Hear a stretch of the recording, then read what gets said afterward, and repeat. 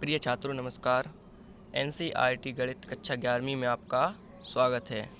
इसी क्रम में आज हम प्रश्नावली 5B का प्रश्न क्रमांक 7 सॉल्व कर रहे हैं, जिसमें हमारा दिया गया है सम्मिश्र संख्या 3-4i का उसके संयुग्मी से योगफल और गुणनफल ज्ञात कीजिए।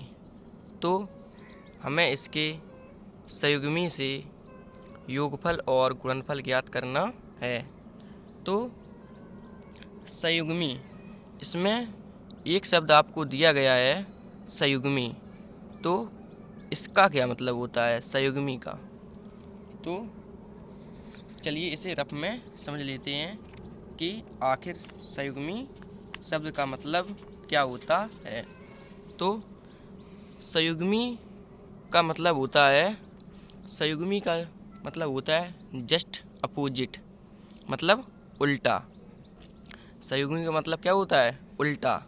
अगर मैं मान लीजिए यहाँ पे 3-2i लिख दूँ, तो आप लोग ये तो जानते ही हैं कि यह एक सम्मिश्र संख्या है। सम्मिश्र संख्या क्या होती है? जो a + ib के रूप में लिखी जाती है। अब इसका a यानी कि ये वाला ए हो गया, और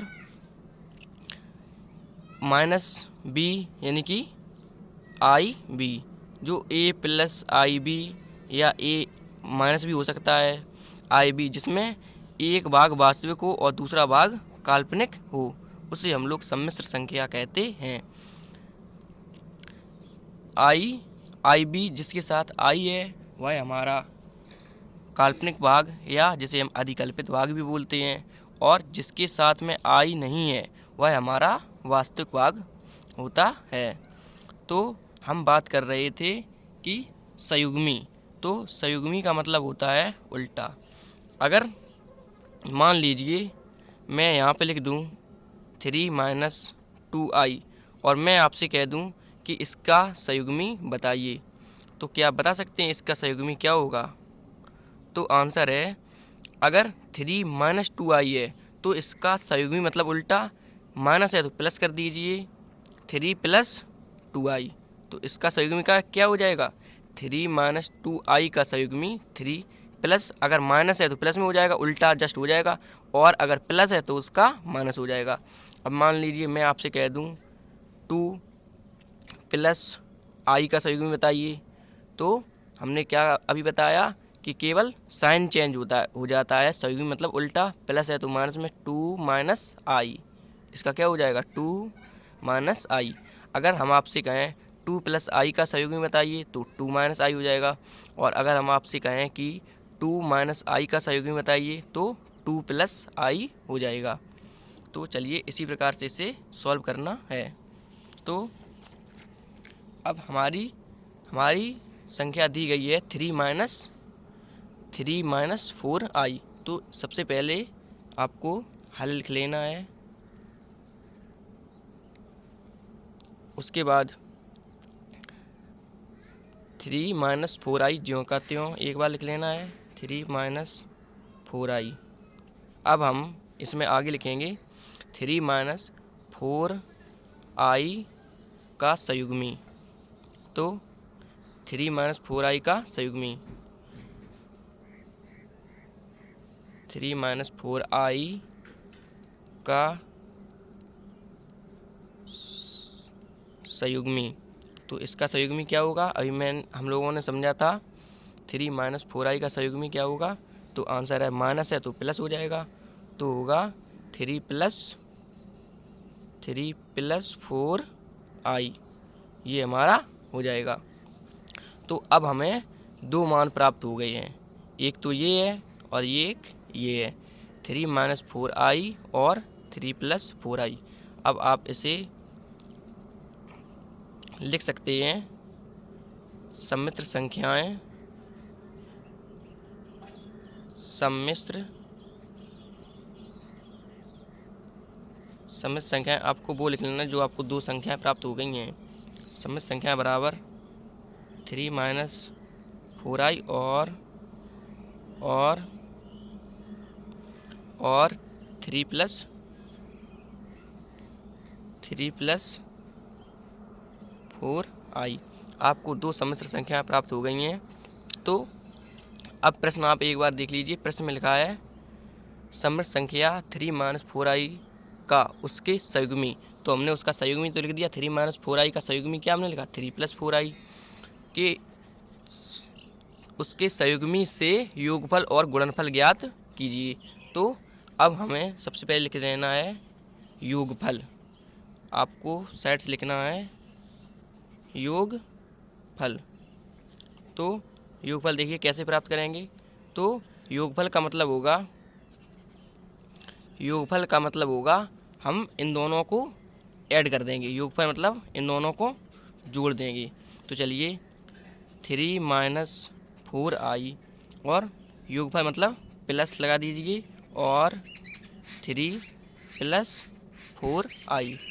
अब आपको ध्यान से देखना है, माइनस के 4i और प्लस के 4i ये हमारा कैंसिल हो जाएगा और 3 और 3 6, ये हमारा योगफल आ जाएगा।